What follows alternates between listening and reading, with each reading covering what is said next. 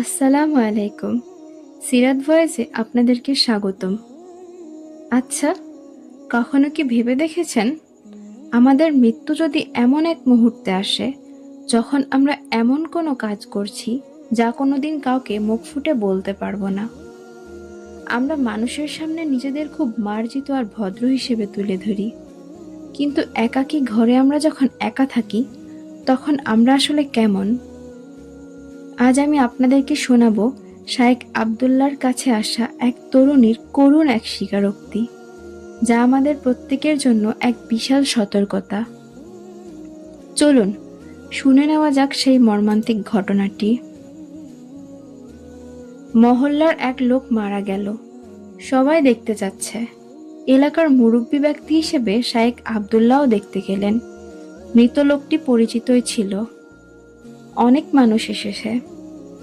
মহিলারা কাঁদছে, আত্মীয়রা সান্ত্বনা দিচ্ছে, কিন্তু লোকটার মেয়ের কান্না চোখে লাগার মতো, একটু অন্যরকম। মেয়েরা চিৎকার করে কান্নাকাটি করে, দুঃখ প্রকাশ করতে থাকে, আবেগে আবোল তাবোল বকেও কেউ কেউ। এগুলো স্বাভাবিক বিষয়, কিন্তু এই ব্যক্তির মেয়ে কেমন পাগলের মতো কাঁদছে। শায়েখ আবদুল্লাহ মেয়েটির কাছে গিয়ে বললেন, দেখো মা, পৃথিবীতে কেউ চিরদিন বেঁচে থাকে না। আমরাও একদিন মারা যাব। তোমার বাবা মারা গেছেন, এটাই কদর। এতে নারাজি প্রকাশ করো না, আল্লাহ অসন্তুষ্ট হবেন।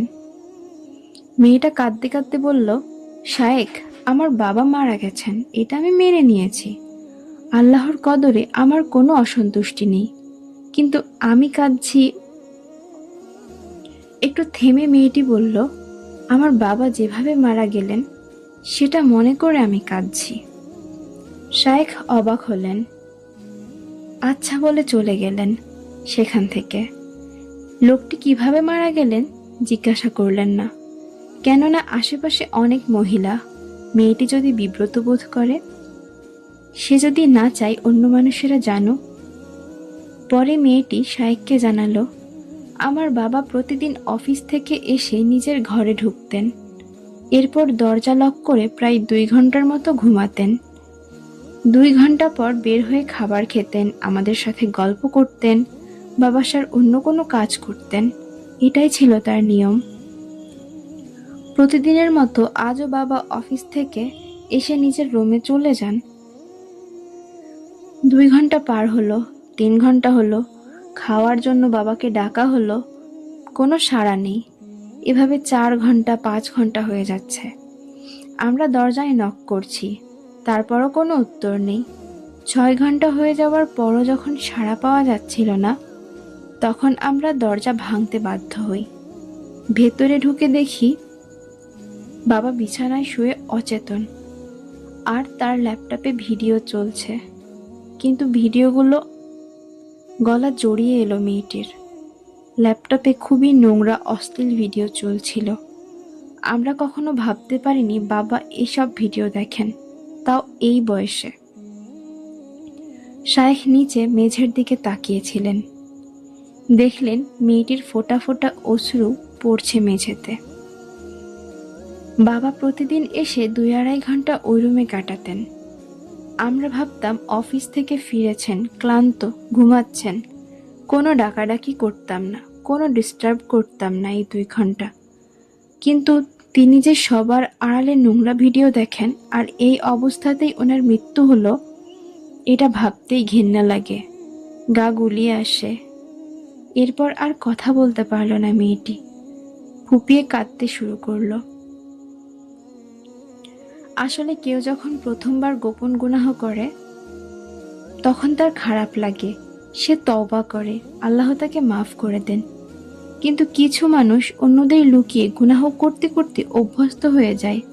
তাদের আর গুনাহ করতে খারাপ লাগে না, তাদের অন্তর কঠিন হয়ে যায়। এক সময় তাদের এই গোপন গুনাহ আর গোপন থাকে না, আল্লাহ অন্যদের সামনে তা প্রকাশ করে দেন। আর কেউ যদি গুনাহ করা অবস্থায় মারা যায়, ব্যাপারটা কতই না খারাপ। কারণ হাদিসে এসেছে, প্রত্যেক বান্দাকে সেই অবস্থায় উঠানো হবে যেই অবস্থায় সে মৃত্যুবরণ করেছে।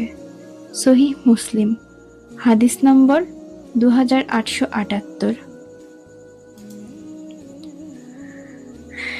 মানুষের সামনে আমরা অনেক ভালো হতে পারি, কিন্তু মহান আল্লাহর কাছে আমাদের আসল পরিচয় সেটাই যা আমরা নির্জনে বা আড়ালে করি। আজকের এই ঘটনাটি আমাদের চোখে আঙুল দিয়ে দেখিয়ে দেয় যে গোপন গুনাহ মানুষকে কতটা অপমানজনক পরিণতির দিকে নিয়ে যেতে পারে। আমরা ভাবি কেউ দেখছে না, কিন্তু যার হাতে আমাদের জীবন ও মৃত্যু তিনি তো দেখছেন। তাই সময় থাকতেই আমাদের উচিত এই গোপন গুনাহের পথ থেকে ফিরে আসা, কারণ আমরা কেউ জানি না আমাদের শেষ মুহূর্তটা কখন আসবে। আল্লাহ আমাদের সবাইকে ঈমানের সাথে সম্মানজনক মৃত্যু দান করুন, আমিন। আজকের এই ঘটনাটি নিয়ে আপনাদের মতামত কি? আমাদের সবারই কি নিজেদের আমল নিয়ে আরেকবার ভাবা উচিত নয়? কমেন্টে অবশ্যই জানাবেন। আর এমন শিক্ষামূলক ভিডিও পেতে সিরাত ভয়েসের সাথেই থাকবেন। আজ বিদায় নিচ্ছি। আল্লাহ হাফেজ।